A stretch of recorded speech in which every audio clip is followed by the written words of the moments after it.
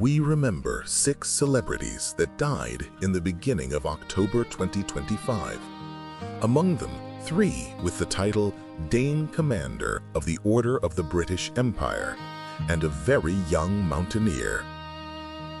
Balin Miller's life was a testament to the boundless spirit of adventure and the pursuit of the impossible.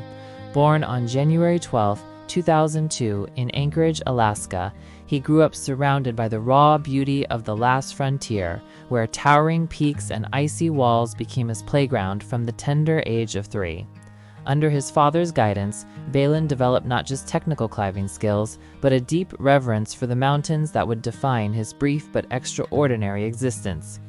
What set Balin apart was not merely his technical prowess, but his fearless approach to solo climbing in some of the world's most unforgiving environments. He became the first person to solo the Slovak direct route on Denali, a feat that established him as the new king of the Alaska Range. His completion of the second ascent of the Grade 7 Reality Bath ice climb in the Canadian Rockies, undertaken alone in the depths of winter, demonstrated his exceptional skill and mental fortitude. Fellow climbers compared him to Alex Honnold, recognizing in Balin that rare combination of technical mastery and psychological strength that defines the world's elite climbers. Beyond his climbing achievements, Balin embodied a joyful irreverence that made him beloved in the climbing community. His trademark orange tint became a symbol of his presence in remote mountain ranges, while his habit of applying face glitter before climbs revealed a playful spirit that never took itself too seriously, despite tackling the most serious challenges. He supported his passion through seasonal work as a crab fisherman and miner, living a minimalist lifestyle that prioritized experiences over possessions. Balin's decision to livestream his climbs connected him with a global audience, sharing the raw beauty and intense challenge of high-altitude climbing with thousands of followers. This openness and generosity of spirit extended to his relationships with fellow climbers, inspiring a new generation to pursue their own mountain dreams. On October 1, 2025, the climbing world lost this remarkable young man when he fell while rappelling from El Capitan after successfully completing the challenging Sea of Dreams route. The tragic accident, witnessed by his online followers, occurred when he rappelled off the end of his rope while attempting to retrieve equipment. At just 23 years old, Balin Miller had already achieved more than most climbers accomplish in a lifetime, leaving behind a legacy of courage, innovation, and unrivaled passion for the vertical world. The world has lost one of its most extraordinary voices for the natural world with the passing of Dame Jane Goodall on October 1, 2025, at the age of 91. Her death in California during a lecture tour marks the end of an era in primatology and conservation, but her legacy will resonate through generations of researchers, conservationists, and young people inspired by her unwavering dedication to protecting our planet. Jane's revolutionary approach to studying chimpanzees, beginning in 1960 at Gombe Stream National Park in Tanzania, fundamentally transformed our understanding of what it means to be human. When Louis Leakey sent a young woman with no formal scientific training into the African wilderness, few could predict the profound impact she would have on science and conservation. Jane's patient observations revealed that chimpanzees make and use tools, display complex emotions, and engage in sophisticated social behaviors once thought unique to humans.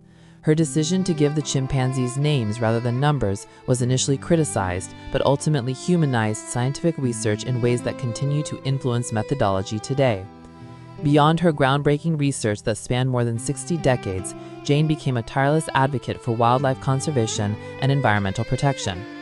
The Jane Goodall Institute, founded in 1977, and her global youth program, Roots and Shoots, launched in 1991, have inspired millions worldwide to take action for their communities and the natural world. She campaigned tirelessly for the ethical treatment of all animals, from those in research laboratories to farm animals, always advocating for more humane alternatives. Her 32 books, countless lectures, and appearances in over 40 films brought conservation messages to audiences worldwide, making complex scientific concepts accessible to all.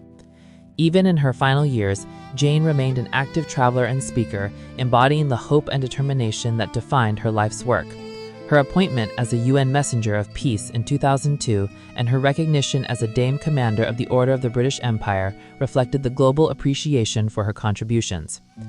Jane Goodall's life exemplified her own words, "What you do makes a difference, and you have to decide what kind of difference you want to make." Through her scientific discoveries, conservation efforts, and inspirational leadership, she chose to make a difference that will endure long after her passing, reminding us all of our responsibility to protect the natural world we share. Dame Patricia Routledge, who passed away on October 3, 2025, at the age of 96, leaves behind an extraordinary legacy that spans decades of theatrical excellence and television brilliance. Born Catherine Patricia Routledge on February 17, 1929 in Tranmere, Birkenhead, she transformed from a gentleman's outfitter's daughter into one of Britain's most beloved entertainers. Her journey to stardom began at Liverpool University, where she studied English language and literature with distinction before training at the Bristol Old Vic Theatre School and London's Guildhall School of Music. Making her professional debut at Liverpool Playhouse in 1952, Routledge quickly established herself as a formidable talent, gracing both West End and Broadway stages with equal aplomb. Broadway recognized her exceptional gifts early, awarding her the 1968 Tony Award for Best Actress in a Musical for her luminous performance in Darling of the Day. Her theatrical prowess continued to flourish, culminating in the 1988 Olivia Award for Best Actress in a Musical for her role in Candide at the Old Vic. While her theatrical achievements were considerable, it was television that brought Patricia Routledge into the hearts of millions worldwide. Her collaboration with literary giants Alan Bennett and Victoria Wood during the 1980s showcased her dramatic range, particularly in Bennett's Talking Heads, A Lady of Letters, which earned her a BAFTA nomination. However, it was her portrayal of the magnificently pretentious Hyacinth Bucket in Keeping Up Appearances, 1990 to 1995, that secured her place in television immortality. The character of Hyacinth, with her social aspirations and malapropisms, became a cultural phenomenon, earning Routledge 2 BAFTA nominations and making the series one of Britain's most internationally successful sitcoms. Her decision to end the series at its peak demonstrated her artistic integrity and desire to avoid typecasting. Later, she enchanted audiences as the amateur detective Hetty Wainthrope in Hetty Wainthrope Investigates, 1996 to 1998, proving her versatility once more. Her contributions to entertainment and charity were recognized when Queen Elizabeth II made her Dame Commander of the Order of the British Empire in 2017. Patricia Routledge never married and had no children, dedicating her life entirely to her craft. She remained active in her Chichester community and was a devoted patron of the Beatrix Potter Society. Her passing marks the end of an era, but her legacy of laughter, artistry, and unwavering professionalism will endure forever. With profound sadness, we mourn the passing of Kimberly Gregory, a brilliant actress and compassionate soul who left us far too soon on October 3, 2025, at the age of 52. Born on December 7, 1973, in Houston, Texas, Kimberly's journey from the youngest of 3 children to a celebrated performer exemplified dedication, talent, and an unwavering commitment to her craft. Her artistic foundation was laid at Houston's High School for the Performing and Visual Arts, where her natural talent first flourished. Her pursuit of excellence led her to Mount Holy College, where she studied psychology while performing on stages from London to Hamburg. Her academic journey continued in Chicago, where she obtained a master's in social work from DePaul University and the University of Chicago, demonstrating her deep commitment to understanding and helping others. Chicago became the launching pad for her theatrical career, where she graced the city's most prestigious stages. Her performance in The Lion King as the hyena Shenzi showcased her versatility, while her work in Lynn Nottage's By the Way, Meet Vera Stark earned her a Drama Desk Award nomination in 2012, cementing her reputation as a formidable stage presence. Television audiences came to know and love Kimberly through her memorable appearances in beloved series, including Gossip Girl, The Big Bang Theory, Grey's Anatomy, and Brooklyn Nine-Nine. However, it was her portrayal of Dr. Belinda Brown in HBO's Vice Principals that truly showcased her commanding presence and comic timing. Beyond her professional achievements, Kimberly was a devoted mother to her son and maintained meaningful relationships throughout her life. Her intelligence, warmth, and grace touched everyone who had the privilege of knowing her. She embodied the perfect balance of strength and vulnerability, bringing authenticity to every role she inhabited. Her light may have dimmed, but the impact of her artistry and the memory of her radiant spirit will continue to inspire generations of performers who follow in her footsteps. Dame Jilly Cooper, who died on October 5, 2025, at the age of 88, was more than a best-selling author. She was a national treasure who brought joy, laughter, and unabashed romance to millions of readers across 5 decades.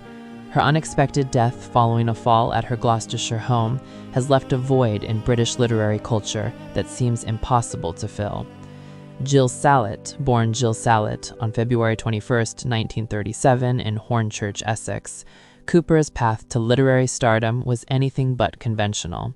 After being dismissed from 22 consecutive jobs, she found her voice as a columnist for the Sunday Times and published her first nonfiction work in 1969. This inauspicious beginning belied the extraordinary career that lay ahead, one that would see her sell over 11 million books in the UK alone and transform the landscape of popular fiction. Cooper's genius lay in her ability to dissect the British upper middle classes with both affection and a scalpel-sharp wit. Her Rutshire Chronicles, beginning with Riders in 1986, created a world of dashing heroes, complex heroines, and gloriously flawed characters that felt more real than many people's actual acquaintances. The recent Disney Plus adaptation of Rivals introduced the inimitable Rupert Campbell Black to a new generation, proving that her work transcended the bonkbuster label critics had initially assigned it to.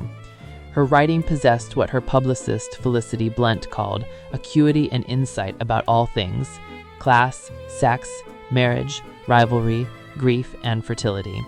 Behind the humor and romance lay a profound understanding of human nature, loneliness, and the courage it takes to love fully. Her personal life reflected the resilience she imbued in her characters. Married to publisher Leo Cooper for over 50 years until his death in 2013, she weathered infidelity, the challenges of adoption, and even survived the Ladbroke Grave Railway disaster in 1999.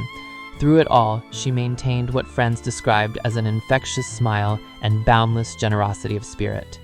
Made Dame in 2024 for her services to literature and charity, she never lost sight of her mission: to cheer people up. As Queen Camilla, her longtime friend, poignantly observed, "May Cooper's hereafter be filled with impossibly handsome men and devoted dogs." She leaves behind her children Felix and Emily, and millions of devoted readers. Diane Keaton, the luminous actress whose singular style and unforgettable performances shaped American cinema for more than 5 decades, passed away on October 11, 2025, in California at the age of 79. Born Diane Hall on January 5, 1946, in Los Angeles, she transformed herself from a Broadway ingenue into one of Hollywood's most distinctive and beloved stars, leaving behind a legacy that encompasses comedy, drama, and an indelible influence on fashion and culture. Keaton's journey began on the stages of New York, where she made waves in the original Broadway production of Hair in 1968, famously refusing to disrobe during the show's nude finale. This early assertion of individuality would become her hallmark. Her collaboration with Woody Allen, both romantic and professional, produced some of cinema's most memorable moments, culminating in her Oscar-winning performance in Annie Hall, 1977, a role that seemed to capture not just a character, but a cultural moment, with her menswear-inspired fashion sparking a revolution in women's style. Yet Keaton was never confined to a single persona. As Kay Adams in Francis Ford Coppola's The Godfather trilogy, she brought depth and moral complexity to the wife of a mafia don. her evolution across 3 films mirroring the eruption and compromise of the American dream. At the same time as Annie Hall, she revealed an actress of remarkable range, unafraid to explore darkness and vulnerability.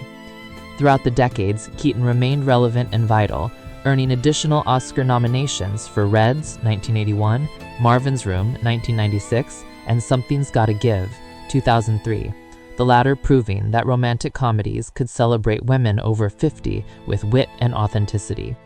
Beyond acting, she directed films, restored historic buildings with the Los Angeles Conservancy, developed real estate, and wrote memoirs that offered glimpses into her thoughtful, artistic soul.